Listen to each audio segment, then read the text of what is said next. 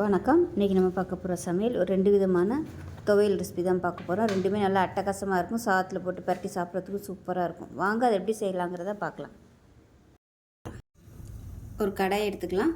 தேவையான அளவுக்கு எண்ணெய் விட்டுக்கலாம். எண்ணெய் சூடானதும் 3 துண்டு பெருங்காயம் சேர்த்துக்கலாம்.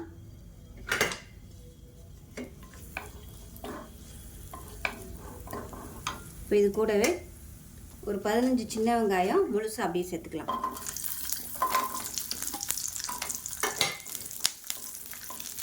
இதில் சின்ன துண்டு புளி சேர்த்துக்கலாம். இது கூடவே ஒரு 10 வரமிளகாய் சேர்த்துக்கலாம்.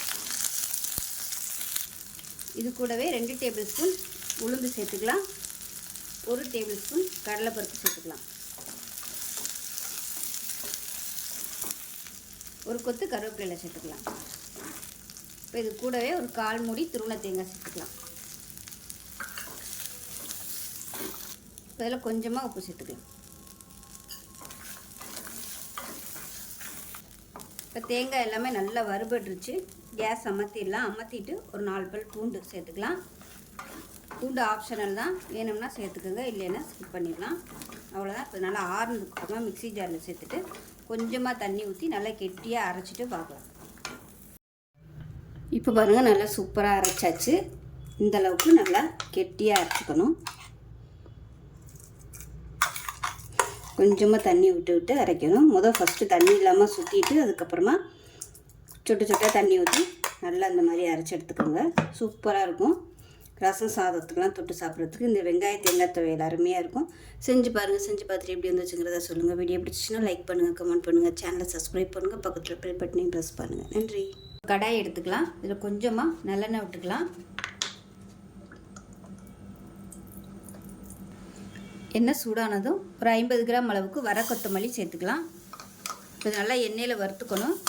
மீடியமான ஃப்ளேமில் அடுப்பு நல்லா குறைச்சி வச்சுக்கோங்க. இப்போ இந்த மல்லி எல்லாமே எண்ணெயில் நல்லா கொட்டாயிடுச்சு. இப்போ இதில் பார்த்திங்கன்னா ஒரு 10 வரமிளகாய் சேர்த்துக்கலாம்.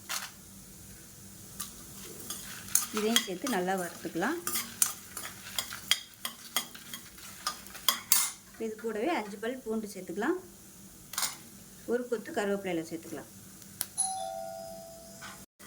இப்போ பாருங்கள், மல்லி நல்லா வறுபட்டுருக்கு. நல்ல ஃப்ளேவர் வந்துகிட்ருக்கு. இப்போ சின்ன நெல்லிக்காய் சைஸுக்கு புளியும் சேர்த்துக்கலாம். இதையும் சேர்த்து நல்லா வதக்கிக்கலாம். மீடியமான ஃப்ளேமில் நல்லா வறுக்கணும், அந்த மல்லியோட வாசனை வர அளவுக்கு. இப்போ இதுக்கு தேவையான உப்பு சேர்த்துக்கலாம். இப்போ எந்த கப்பில் வர கொத்தமல்லி எடுத்தோமோ அதே கப்பில் 1 கப் அளவுக்கு துருவன தேங்காய் சேர்த்துக்கலாம். இப்போ இதையும் சேர்த்து நல்லா வதக்கி விட்டுக்கலாம். இப்போ பாருங்கள், நல்லா வதக்கியாச்சு. இப்போ கேஸ் அமர்த்திடலாம். அமர்த்திட்டு மிக்ஸி ஜாரில் சேர்த்துட்டு கொஞ்சம் கொஞ்சமாக தண்ணி ஊற்றிக்கணும். ஃபஸ்ட்டு முதலே தண்ணியை ஊற்றிடாமல் எல்லாத்தையும் நல்லா ஒரு சுற்று ஓட விட்டுட்டு அதுக்கப்புறமா தண்ணி ஊற்றி நல்லா கெட்டியாக அரைச்சிட்டு பார்க்கலாம். இப்போ பாருங்கள், துவையல் நல்லா அரைச்சாச்சு. சூப்பரான கமகமன் மணக்க மல்லி துவையல், அதாவது வர கொத்தமல்லி துவையல் ரெடி ஆகிடுச்சு. கஞ்சிக்கு தொட்டு சாப்பிட்றதுக்கு அருமையாக இருக்கும். இட்லி கூட நீங்கள் தொட்டு சாப்பிட்லாம். இட்லி தோசை கூட தொட்டு சாப்பிட்லாம். செரிமான சக்தி நல்லா அதிகமாக இருக்கும். பசி எடுக்கும். பசியே இல்லாமல் இருக்கிறவங்களுக்கு நல்ல பசி எடுக்கும்.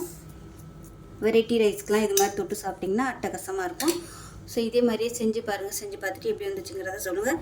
வீடியோ பிடிச்சின்னா லைக் பண்ணுங்கள், கமெண்ட் பண்ணுங்கள், சேனலை சப்ஸ்கிரைப் பண்ணுங்கள், பக்கத்தில் பெல் பட்டனையும் ப்ரெஸ் பண்ணுங்கள். நன்றி.